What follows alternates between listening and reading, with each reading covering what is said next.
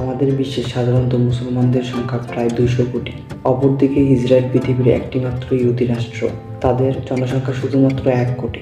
কিন্তু ক্ষুদ্র জনগোষ্ঠীর সামরিক শক্তির সামনে আজ কোটি কোটি মুসলমান অসহায়। ইসরায়েলদের নির্যাতনের মুখে ফিলিস্তিনিরা অস্তিত্ব সংকটের মুখে পড়েছে। অর্থাৎ এভাবে চলতে থাকলে ফিলিস্তিনিদের আর খুঁজে পাওয়া যাবে না।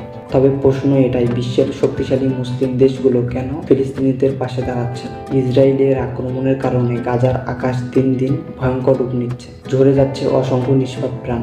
অথচ বিশ্বের মুসলমানরা শুধু দূর থেকে দোয়া করা ছাড়া আর কিছুই করতে পারছে না। প্রতিটি মোনাজাতে হয়তো ফিলিস্তিনিদের আকাশে আবাবিলের আগমন কামনা করছে মুসলমানরা। যে আবাবিল একদিন আব্রাহার হাত থেকে কাবাঘরকে রক্ষা করেছিল, সে আবাবিল কি আবার ফিরে আসবে? তার থেকে বড় প্রশ্ন হলো, বিশ্বের মুসলিম রাষ্ট্রগুলো ফিলিস্তিনিদের পাশে দাঁড়াচ্ছে না কেন? পশ্চিমা বিশ্বের সমর্থনে ইসরায়েলরা ফিলিস্তিনিদের অস্তিত্ব মুছে দিচ্ছে, সেখানে মুসলিম দেশগুলো কেন ঐক্যবদ্ধ হয়ে ফিলিস্তিনিদের পাশে দাঁড়াতে পারছে না? চলুন এর কিছু কারণ খুঁজে বের করা যায়। মুসলিম দেশগুলোর ঐক্যবদ্ধ হতে সবচেয়ে বড় কথা ভূ রাজনৈতিক স্বার্থ এবং বিভাজন। সৌদি আরব, সংযুক্ত আরব আমিরাত, মিশর, তুরস্ক, পাকিস্তান সব দেশের নিজস্ব রাজনৈতিক স্বার্থ রয়েছে। অনেক দেশ ইতিমধ্যে ইসরায়েলদের সঙ্গে কূটনৈতিক সম্পর্ক স্থাপন করেছে। তাদের মধ্যে রয়েছে মিশর, জর্ডান, মরক্কো, বাহরাইন, আরব আমিরাত। আবার মুসলিম বিশ্বে শিয়া সুন্নি বিভাজন রয়েছে, যা মুসলমানদের ঐক্য গঠনে সবচেয়ে বড় বাধা। ইরান ও সৌদি আরবের মধ্যে দীর্ঘদিনের বিরোধ রয়েছে,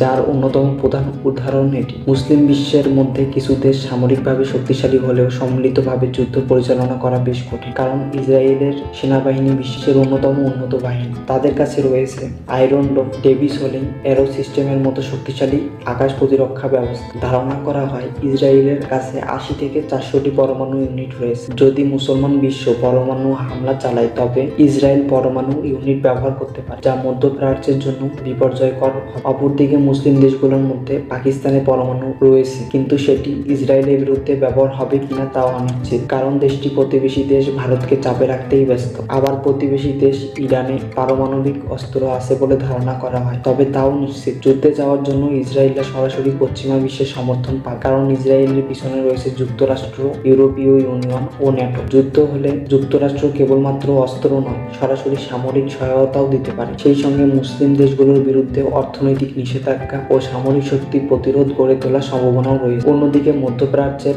অনেকগুলো দেশের অর্থনীতি অনেকাংশে পশ্চিমা বিশ্বের উপর নির্ভরশীল। সৌদি আরব, সংযুক্ত আরব আমিরাত, কাতার সহ অনেক দেশ ইসরায়েলের সঙ্গে বাণিজ্যিক সম্পর্ক তৈরি করেছে। ইসরায়েলের সঙ্গে যুদ্ধ জড়ালে এসব দেশ অর্থনীতির মারাত্মকভাবে ক্ষতিগ্রস্ত হতে পারে। মূলত এই সকল কারণে মুসলিম দেশগুলো ঐক্যবদ্ধ হয়ে পাশে দাঁড়াতে পারছে না। কিন্তু মুসলিম জাতির ঐক্যবদ্ধ হওয়া ছাড়া দখলদার ইহুদিদের হাত থেকে মুক্ত হওয়ার সম্ভাবনা নেই ফিলিস্তিনিদের। যদি একদিন মুসলিম উম্মাহ সত্যিকার অর্থে একত্রিত হয়, তবে ফিলিস্তিনিদের ন্যায় বিচার প্রতিষ্ঠা হবে আর ইসরায়েলদের নিষ্ঠুরতার সমাপ্তি ঘটবে।